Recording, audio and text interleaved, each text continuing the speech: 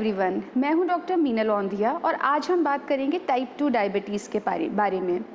पूरे भारत में approximately 77 million लोग डायबिटीज़ के शिकार हैं और ऐसा प्रोजेक्ट किया जाता है कि 2035 तक 137 मिलियन डायबिटीज़ के शिकार होंगे। यानी ये आंकड़ा अप्रॉक्सीमेटली 1.7 टाइम्स बढ़ जाएगा।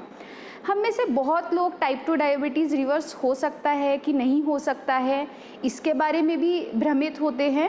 और आज मैं आपसे कुछ टेस्ट के बारे में बात करूंगी जो आपको बेहतर तरीके से बता सकते हैं कि क्या आपका टाइप 2 डायबिटीज़ रिवर्स हो सकता है। मोस्टली टाइप 2 डायबिटीज़ के पेशेंट ब्लड शुगर टेस्ट कराते हैं, जो कि आप खाली पेट कर सकते हैं, दिन में कभी भी कर सकते हैं या खाना खाने के 1.5 घंटे के बाद कर सकते हैं। पर ब्लड शुगर टेस्ट आपको उस मोमेंट यानी उस क्षण में आपके शरीर में कितना शुगर है इसके बारे में बताता है। और अगर आप टाइप 2 डायबिटीज़ पेशेंट है तो आप डेफिनेटली समझ सकते हैं कि इस टेस्ट के साथ पेशेंट चीटिंग भी कर सकता है।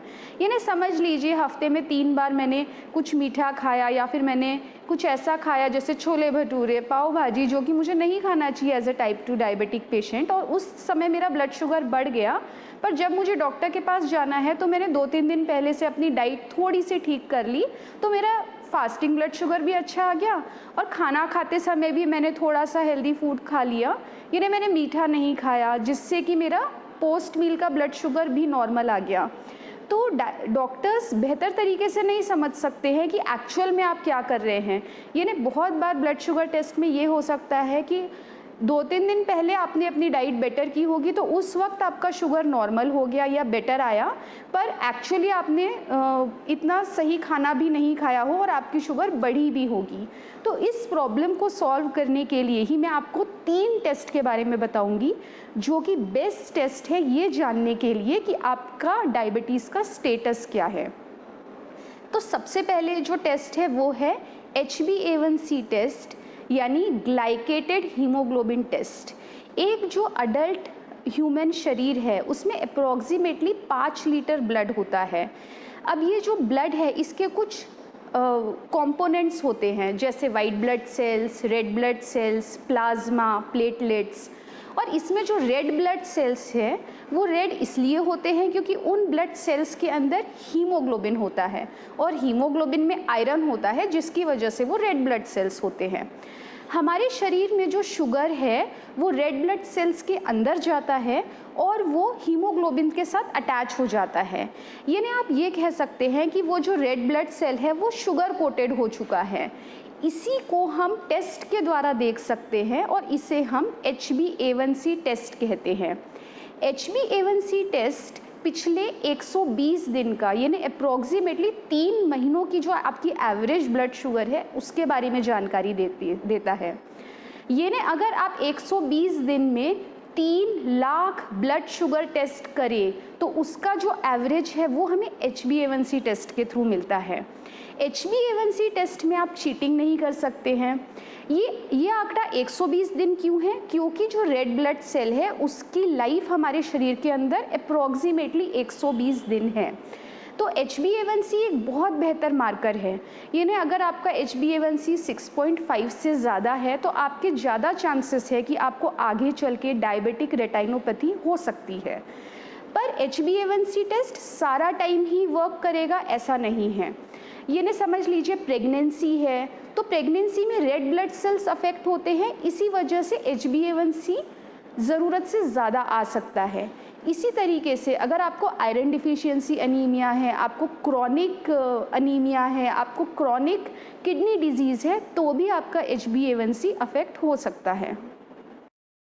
तो अमेरिकन डायबिटिक एसोसिएशन ने 2010 में ही ये डिसाइड कर लिया था कि अगर किसी को टाइप 2 डायबिटीज़ लेबल करना है तो HbA1c टेस्ट करना बहुत ज़रूरी है।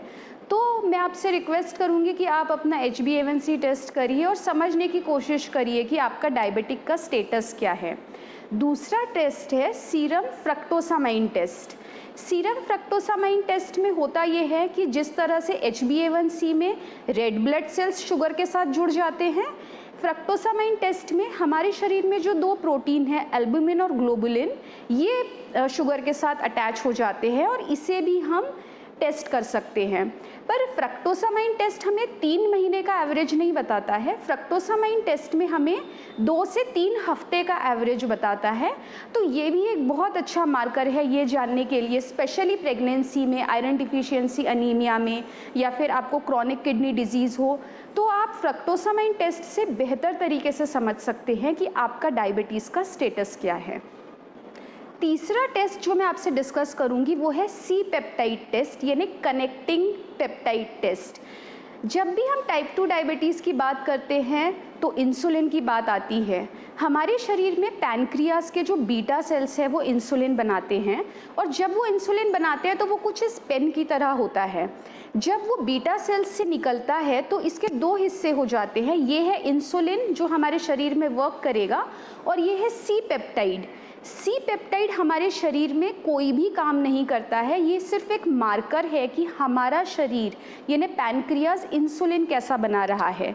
यहाँ पर ये समझना बहुत ज़रूरी है कि अगर कोई व्यक्ति एक्सटर्नल इंसुलिन इंजेक्शन ले रहा है तो उसके शरीर में सी पेप्टाइड नहीं होगा।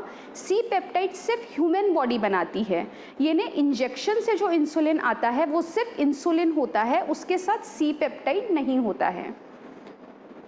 सी पेप्टाइड टेस्ट ये जानने के लिए बहुत इंपॉर्टेंट है कि आपको टाइप 2 डायबिटीज़ है क्या, आपको लाडा डायबिटीज़ है या मोडी डायबिटीज़ है। कई बार ऐसे पेशेंट होते हैं टाइप 2 डायबिटीज़ के जिनका वज़न बहुत ज़्यादा होता है, ब्लड शुगर भी बहुत ज़्यादा बढ़ रहा होता है, और उनको इंसुलिन इंजेक्शंस दिए जाते हैं। ऐसे पेशेंट्स को मैं सजेस्ट करूंगी कि आप अपना सी पेप्टाइड टेस्ट करके जानिए कि अगर आपके पैनक्रियाज अच्छे से वर्क कर रहे हैं, आपका सी पेप्टाइड नॉर्मल है, तो आपको इंसुलिन लेने की बिल्कुल ज़रूरत नहीं है। आप अगर अपने आहार में बदलाव लाएंगे तो आप डायबिटीज़ को रिवर्स कर सकते हैं। पर कई बार ऐसे भी पेशेंट होते हैं टाइप 2 डायबिटीज़ के जिनका वज़न बहुत बढ़ा नहीं होता है, पर उनका शुगर लेवल बहुत हाई होता है। ऐसे में अगर हम सी पेप्टाइड टेस्ट करें तो कई बार सी पेप्टाइड टेस्ट नॉर्मल से कम होता है। इसका मतलब ये होता है कि बहुत लंबे समय से डायबिटीज़ होने की वजह से वो व्यक्ति के पैनक्रियाज ने काम करना बंद कर दिया है और उन्हें इंसुलिन लेना ज़रूरी है। तो ये 3 test, HbA1c test, serum fructosamine test और सी पेप्टाइड टेस्ट, ये बहुत बेहतर मार्कर है ये समझने के लिए कि आपका डायबिटीज़ का स्टेटस क्या है, आप डायबिटीज़ को रिवर्स कर सकते हैं कि नहीं कर सकते हैं। तो आई होप सो आपको ये वीडियो इन्फॉर्मेटिव लगा होगा, और अगर आप डायबिटिक पेशेंट नहीं भी है तो आप जिनको जानते हैं उनके साथ ये वीडियो शेयर करिए या उनको सजेस्ट करिए ये 3 टेस्ट करने के लिए। Thank you and take care.